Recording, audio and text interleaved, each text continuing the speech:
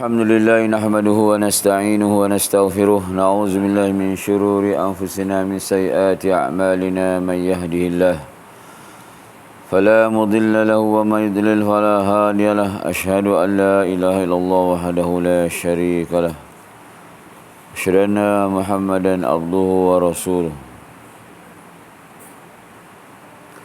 اللهم صل وسلم على سيدنا محمد وعلى آله وأصحابه أجمعين أما بعد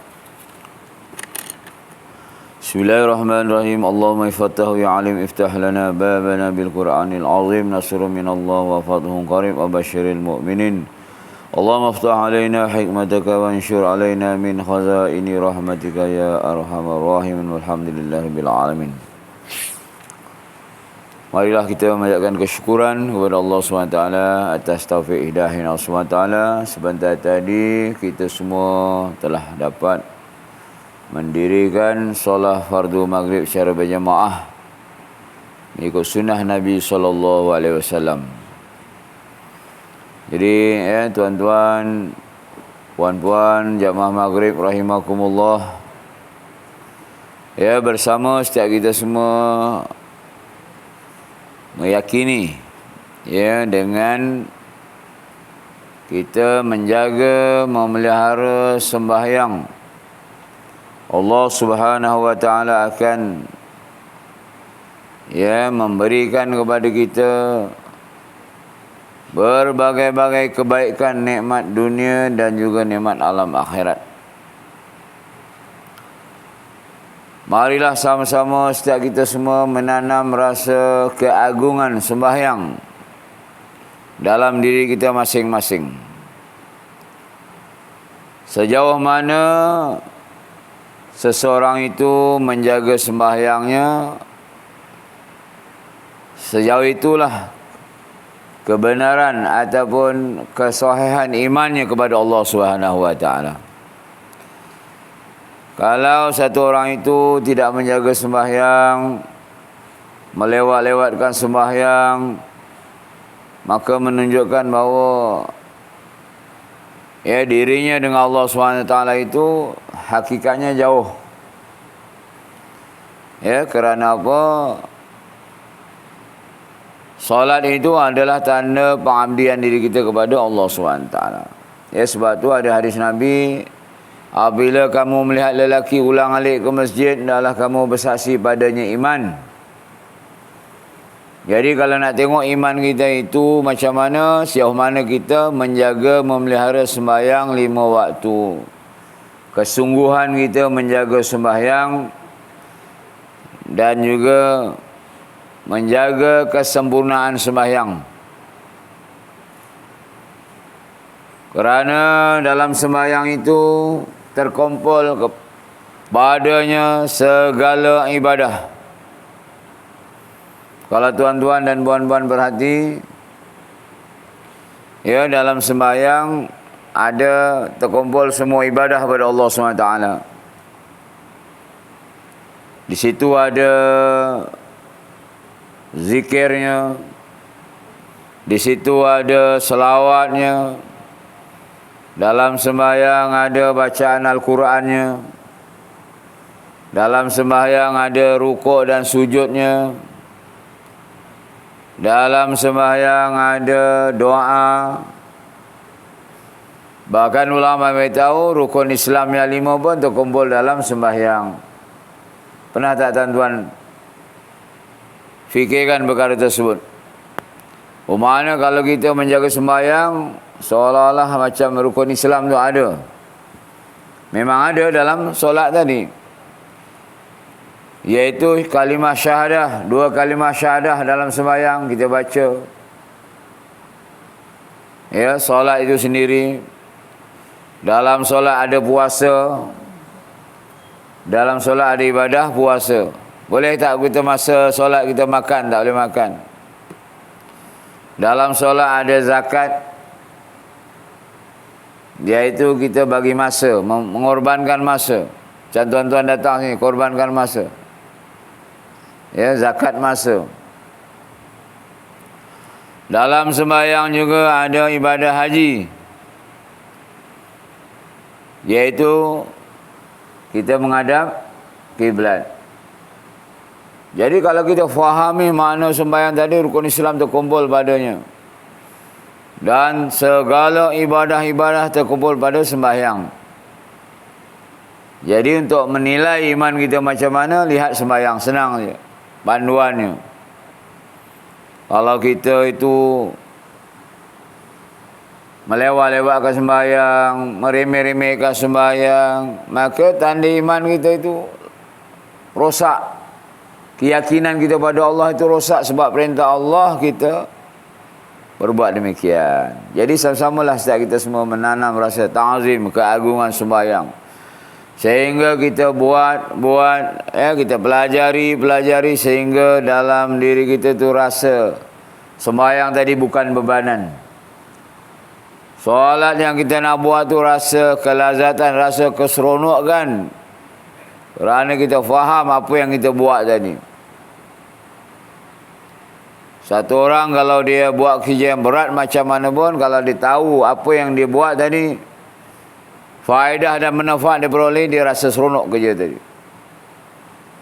Walaupun dia kerja pagi sampai sore petang, bertungkus lumus, bermandi peluh, tapi dia tahu hujung belah petang nanti dia dapat upah dia. Dapat 200, 300. Ada yang bertungkus lumus daripada pagi petang sampai lewat malam, sanggup, penat. Tapi dia faham di hujung nanti terkumpul, ini pendapatan satu malam dapat 2-3 ribu. Dia faham. Lebih-lebih lagi kalau solat, tuan-tuan dan puan-puan, kalau kita merasai ta'zim kebesaran sembahyang tadi, kita akan rasa seronok. Dia bukan satu bebanan. Tapi orang yang rosak imannya, rasa sembahyang tadi, wah, suka sekali, berat sekali nak sembahyang tadi, seksa sekali. Kita minta jauh daripada sifat demikian. Berdoa pada Allah SWT, mudah-mudahan kita sehari demi sehari hakikat sembahyang tadi datang dalam kehidupan kita. Sembahyang fardu kita utamakan. Masuk waktu kita dah siap sedia untuk menghadap Allah SWT. Solat sunat tadi rasa rugi kalau kita tinggalkan. Kalau tak dapat malam tu tertinggal solat tahajud contohnya, kita punya kekesalan amat sangat. Lebih daripada kita tertinggal teh tarik roti canai pagi tu, tak sarapan. Macam tu. Sebab apa? Kita faham nilai sembahyang tadi yang diambil oleh Nabi SAW sendiri. Menemui Allah Subhanahu Wa Taala berbanding lain-lain perintah. InsyaAllah ya tuan-tuan. Mudah-mudahan di penghujung bulan Zulhijjah ini, ya, dan penghujung tahun, kita sama-sama mengakhiri tahun ini dengan ibadah kepada Allah SWT. Perbanyakkan amalan-amalan kita kepada Allah SWT, perbanyakkan istighfar kepada Allah SWT. Dan esok kita akan masuk tahun baru Hijriah. Jadi kita sama-sama lah ya, berazam untuk mudah-mudahan dipanjangkan umur, jumpa tahun baru Hijriah 1445. Di situ dengan niat tidak lain dan tidak bukan, setiap kita semua, aku nak menambah baik lagi iman dan amalanku pada Allah Taala. Barangkali tahun itulah tahun kematian aku, kita tak tahu. Tahun 1444 ni berapa ramai orang telah tinggalkan kita. Kawan-kawan kita tinggalkan kita, tengok dia tak sempat jejak 1445 Hijriah. Ya, jadi start kita ni pun sama, menunggu giliran saja. Jadi ya, sebagai satu mukadimah pada malam ni, semoga saya dan kita semua dapat ya faedah manfaat insya-Allah. Jadi kita berselawat dulu 702 selawat ya. 702 Al-Muz'in. Bismillahirrahmanirrahim. Jazallahu anna sayyidina Muhammadan sallallahu alaihi wasallam bima huwa ahluh. Allahumma salli wa sallim ala sayyidina al-Muz'in sallallahu alaihi wa ala alihi wa ashabihi wa baraka wa sallam. Allahumma salli wa sallim ala Sayyidina al-Musaddaq sallallahu alaihi wa ala alihi wa ashabihi wa barsallam. Allahumma salli wa sallim ala Sayyidina al-Masun sallallahu alaihi wa ala alihi wa ashabihi wa barsallam. Allahumma salli wa sallim ala Sayyidina al-Midkham sallallahu alaihi wa ala alihi wa ashabihi wa barsallam. Allahumma salli wa sallim ala Sayyidina al-Mudhari sallallahu alaihi wa ala alihi wa ashabihi wa barsallam. Allahumma salli wa sallim ala Sayyidina al-Mudhi sallallahu alaihi wa ala alihi wa ashabihi wa barsallam. Allahumma salli wa sallim ala Sayyidina al-Ma'ruf sallallahu alaihi wa ala alihi wa ashabihi wa barsallam. Allahumma salli wa sallim ala Sayyidina al-Mu'ammam sallallahu alaihi wa ala alihi wa ashabihi wa barsallam. Allahumma salli wa sallim ala Sayyidina al-Mu'in sallallahu alaihi wa ala alihi wa ashabihi wa barsallam. Allahumma salli wa sallim ala Sayyidina al-Mughram sallallahu alaihi wa ala alihi wa ashabihi wa barsallam. Allahumma salli wa sallim ala Sayyidina al-Muhsin sallallahu alaihi wa ala alihi wa ashabihi wa barsallam. Allahumma salli wa sallim ala Sayyidina al-Maghnam sallallahu alaihi wa ala alihi wa ashabihi wa barsallam. Allahumma salli wa sallim ala Sayyidina al-Mutafaddil sallallahu alaihi wa ala alihi wa ashabihi wa sallam. Baik, cukup setakat tu.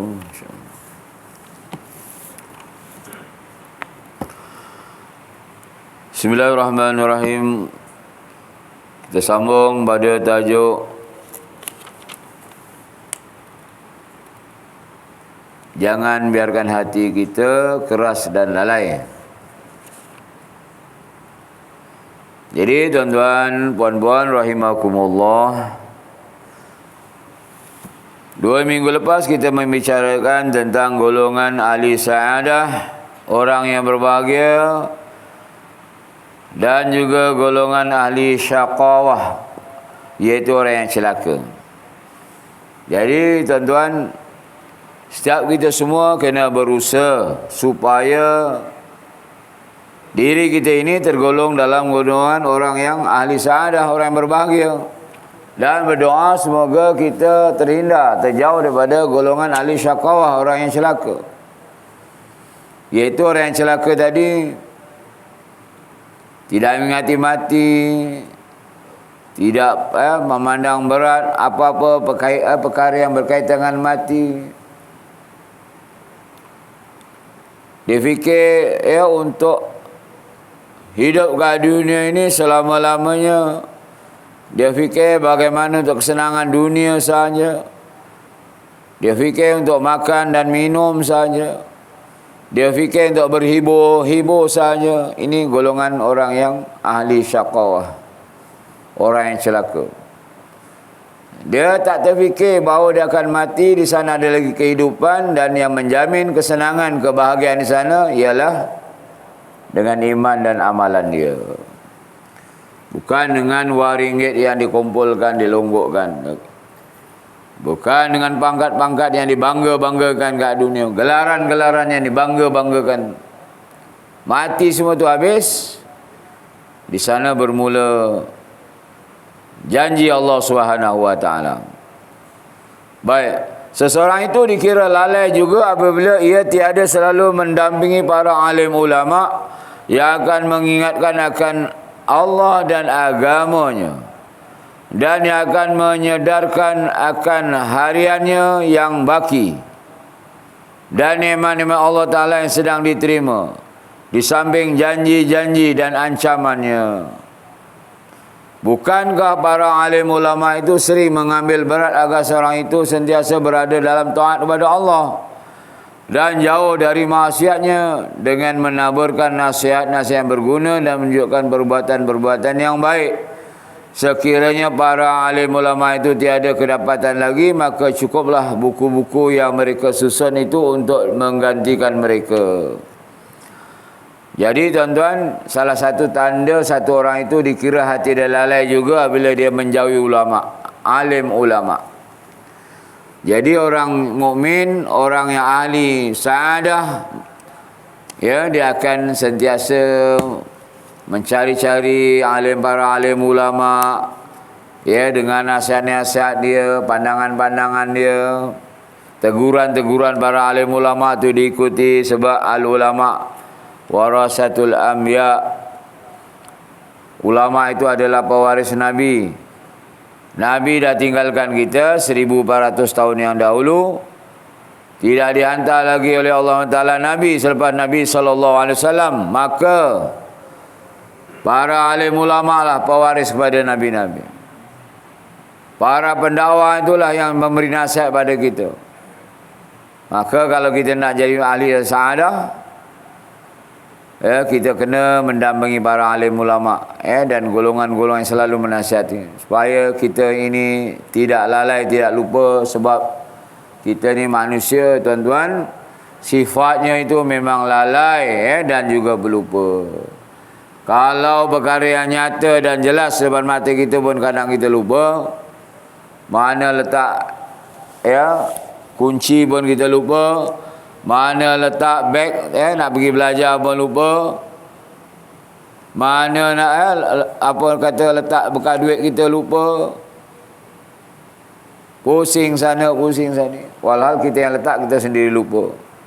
Apatah lagi ulama beritahu perkara yang berkaitan dengan akhirat, alam kubur, soalan munkar dan nakir, dosa dan pahala.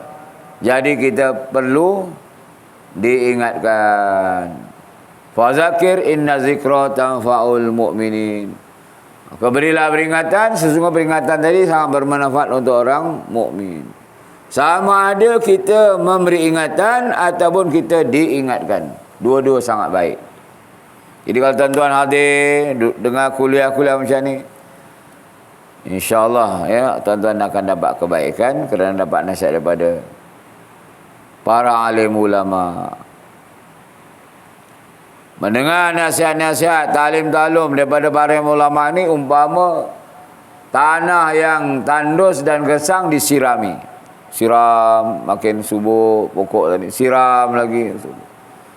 Kalau kita menjauhi para alim ulama, bahkan nauzubillah kalau yang benci dengan alim ulama, wah, itu lagi musibah, bahaya, ya.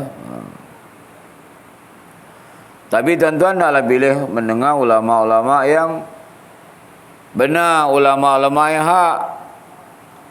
Ya, jangan kita dengar ulama-ulama yang ulama-ulama yang jahat, yang mana tidak membawa kita kepada kehidupan akhirat. Ya, kadang-kadang ulama tadi menasihatkan kita pada kehidupan akhirat, tetapi kehidupan ulama tadi tidak melambangkan kepada kehidupan akhirat. Ya. Ini banyak berlaku pada akhir zaman. Ulama-ulama ulama-ulama yang jahat. Baik, seterusnya, walau bagaimanapun dunia ini tidak akan luput dari para alim ulama, insya-Allah. Meskipun kerosakan zaman telah umum di mana-mana, perkara-perkara yang batil telah banyak tersebar, sedang orang-orang yang mencetuskannya merajalela meliputi orang-orang yang di peringkat tinggi dan rendah. Mereka itu telah membelakangi Tuhan dan membelakangi perintahnya, serta tiada menegakkan yang hak. Hanya orang-orang yang terselamat dari bencana ini sedikit sekali bilangan, sesuai dengan sabda Rasulullah sallallahu alaihi wasallam. La tazalu ta'ifatum min ummati zahirina 'alal haqq la yadurruhum man nawa'ahum hatta ya'tiya amrullah. Artinya, sekumpulan dari umatku akan terus berdiri teguh atas kebenaran. Tiada akan membahayakan mereka siapa yang menentangnya, sehinggalah tiba ketentuan dari Allah Ta'ala. Jadi kalau tuan-tuan, macam mana rosaknya dunia ini, perbuatan maksiat batil, tetap ada, Allah akan hantar golongan-golongan yang berdiri teguh dengan sunnah, menyampaikan kebenaran agama.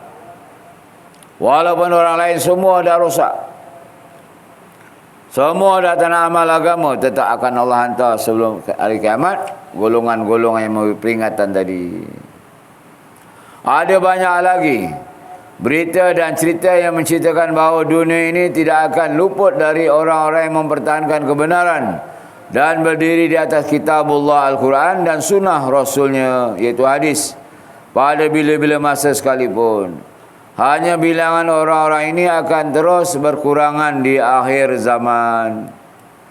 Mungkin juga mereka akan menyembunyikan diri sehingga tiada dapat dikenali oleh umum lagi, melainkan penuntut-penuntut yang benar-benar mencari dan mencintai dengan penuh ikhlas.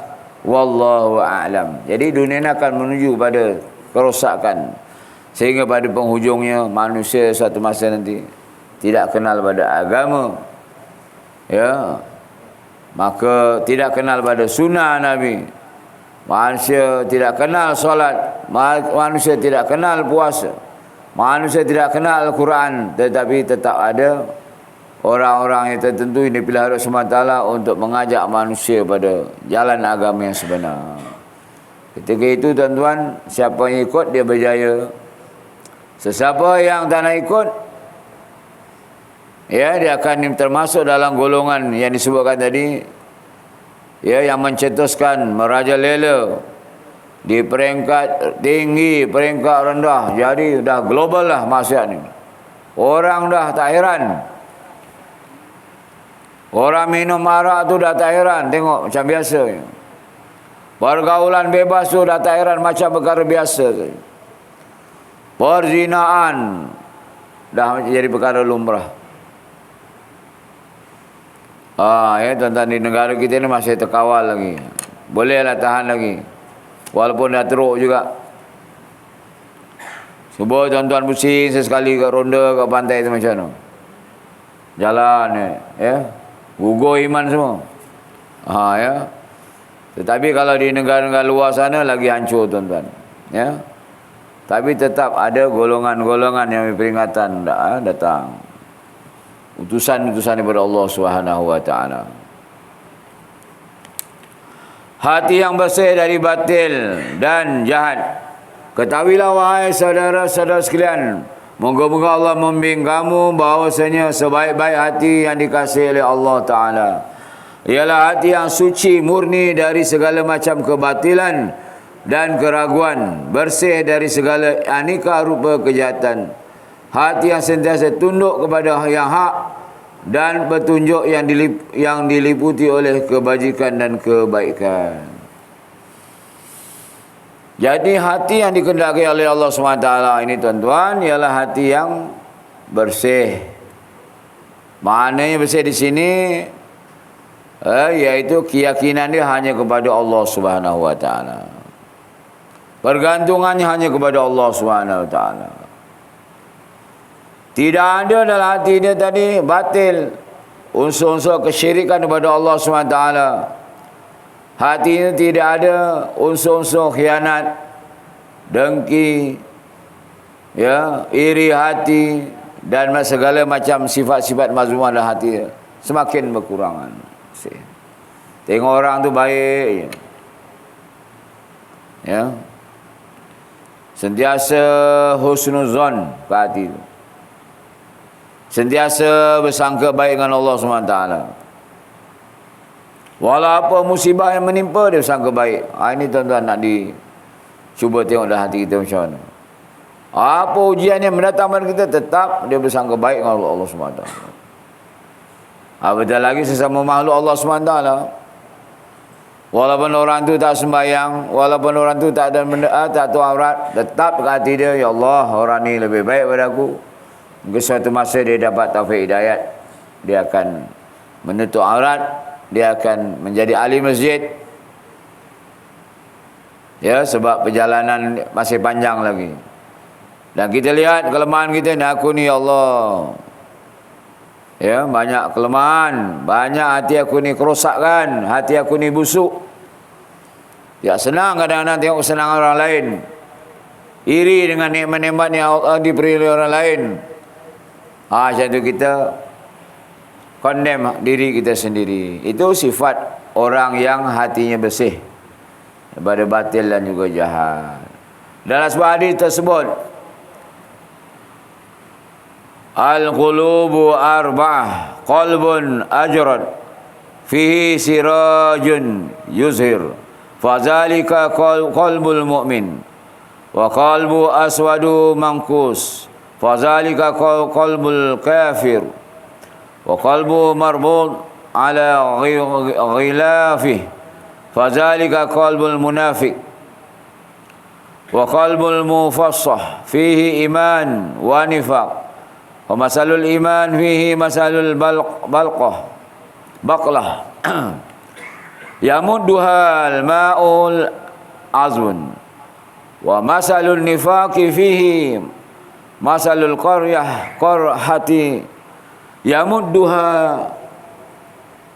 qayhu wasadid, wa fayul madataini ghalabat alaihi zahabat bih. Hati itu ada 4 macam. Tengok tuan-tuan ya, dalam 4 macam ni mana yang ada berkaitan dengan diri kita masing-masing. Yang pertama, hati yang tidak berselaput dengan syak wa sangka. Padanya terdapat sebuah lampu yang menerangi. Itulah hati seorang mukmin. Hati yang tidak berselaput dengan syak wa sangka, padanya terdapat sebuah lampu yang menerangi. Itulah hati seorang mukmin. Maknanya hati orang mukmin tadi sentiasa bersangka baik dengan Allah, dengan makhluk-makhluk Allah SWT, dengan takdir yang menimpa dia. Diuji sakit, terus bersangka baik. Ya Allah, kau bagi aku sakit ni, pasti ada baiknya. Ya. Sebab orang mukmin bukan saja nikmat itu kebaikan, bahkan diuji musibah tadi pun ada kebaikan. Pada awalnya dia tengok musibah ni macam mendatangkan kesusahan pada dia, rupanya di ujungnya ada kenikmatan, kebahagiaan.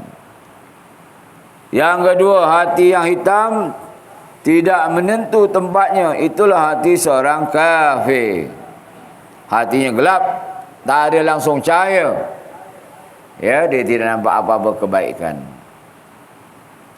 Yang ketiga, hati yang terbelenggu di atas kulitnya.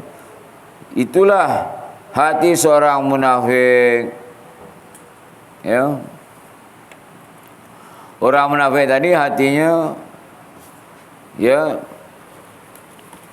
terkunci, terbelenggu untuk melihat kebaikan. Walaupun dia nampak lah ini betul ni, Islam tu baik, betul, tapi sebab ada di belenggu tadi, tetap dia dengan kemunafikan dia. Dan yang keempat, hati yang mendata padanya iman dan nifak yang meliputinya, seperti sebatang sayuran yang disirami oleh air tawar. Dan perumpamaan nifak yang ada padanya juga seperti setumpuk kudis yang diselaputi oleh nanah dan darah busuk, yang mana di antara keduanya yang berkuasa, kesitulah hati akan tertarik. Ya, ini hati yang keempat. Adakah kita padanya? Iman ada, munafik ada. Kadang-kadang dengar ceramah macam ni rasa semangat iman meningkat. Kang balik lupa pula dah lalai. Nak beramal rasa malas balik. Nak bangun malam rasa malas balik. Esok dengar azan subuh dah hujan pula pagi tu. Ya. Tak apalah, solat di rumah ajalah. Walhal kemudahan ada, kereta cantik, mahal. Ya, tak dapat pergi. Jadi iman bercampur dengan sifat-sifat nifak. Ini yang kita risau, tuan-tuan. Ada kalanya nak sembahyang tadi cukup berat, nak pegang Al-Quran tadi cukup berat, nak berzikir pada Allah SWT cukup berat, nak bersalawat pada Nabi berat. Jadi sifat-sifat munafik tadi mula menyelubungi diri kita. Jadi kita kena minta kepada Allah SWT, tuan-tuan, supaya kita selamat daripada sifat-sifat yang tidak baik tadi. Kalau satu orang itu sudah ditakdirkan dengan keburukan, maka dia melihat kebaikan tadi bagi dia sangat dibenci. Tetapi keburukan itu baginya kelazatan, kenikmatan, payah untuk ditinggalkan. Itu kalau orang dah takdirkan keburukan, ditakdirkan keburukan pada diri dia. Yang tak baik tadi bagi dia elok semua. Kawan-kawan yang tak baik itu bagi dia baik. Ini budak-budak anak-anak kita kadang macam tu. Kita nasihatkan, pilih kawan yang baik-baik. Oh, tak ada. Kawan dia tu kata dia baik betul. Bapa yang mak ni yang nasihatkan ni tak elok bagi dia. Bising ialah tu. Sebab apa? Hati dia tadi dah seliputi dengan kotoran. Sifat-sifat nifak. Kawan dia semua baik. Walhal merosakkan kehidupan dia. Sembahyang entah ke mana. Buat perkara-perkara yang merugikan, merosakkan. Menurut pendapatku yang nyatanya hati yang terakhir ini adalah sifat bagi kaum yang bercampur aduk amalannya. Dari umum kaum muslimin sehingga kecuaian melebihi kesempurnaan. Jadi penulis pun memberitahu pandangan dia itu. Kalau kita nak ambil yang pendapat pertama tadi, hati yang tidak berselaput dengan syak wasangka, pada yang terdapat sebuah lampu yang menerangi. Adakah kita capai pada makam itu, tuan-tuan? Sentiasa hati kita yakin pada Allah. Sentiasa hati kita tawaduk pada Allah SWT. Sentiasa hati kita bersangka baik dengan Allah SWT. Apa saja nikmat, alhamdulillah. Apa saja musibah pun dia terima dengan baik. Tidak pernah mengeluh. Ada orang macam itu, tuan-tuan. Diuji dengan sakit, yang dia tahu sakitnya itu membawa pada kematian. Tetapi dia tabah dan redha. Dia kata, tak apalah, aku dah sihat lama. Ni Allah nak bagi aku sakit. Terus orang datang tu dia tak ada mengadu kesakitan apa-apa, tabah elok. Walhal yang kesakitan tu hanya Allah yang tahu macam mana sakit. Dia redha dengan sakit yang diberi oleh Allah SWT, nak ampunkan dosa dia. Dan dia kata telah dapat nikmat begitu lama.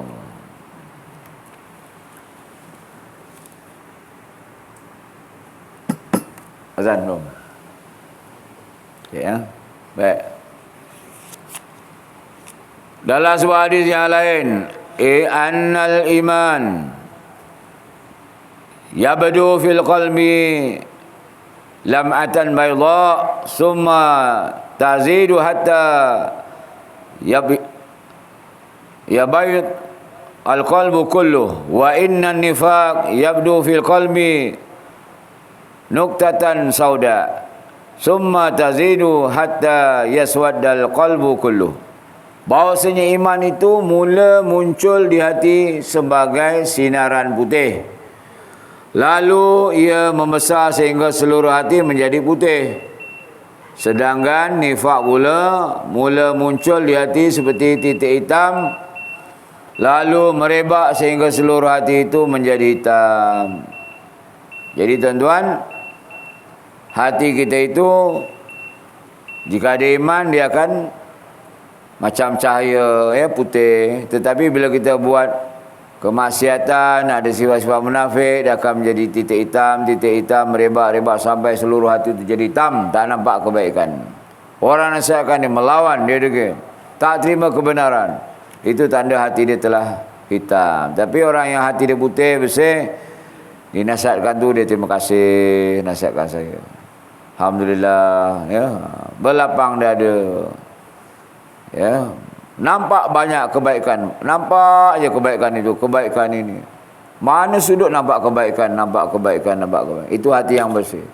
Wah, ini peluang aku nak buat duha ni. Peluang aku sedekah ni. Ini peluang ni.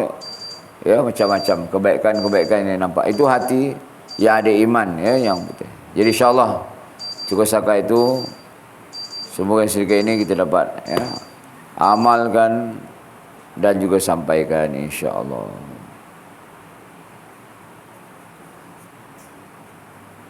Bismillahirrahmanirrahim. Allahumma salli ala sayyidina Muhammadin wa ala alihi wa ashabihi ajma'in. Allahumma faqihna fid din wa 'allimna ta'wil wahdina ila siratikal mustaqim. Walhamdulillahi rabbil alamin. Qabalallahu.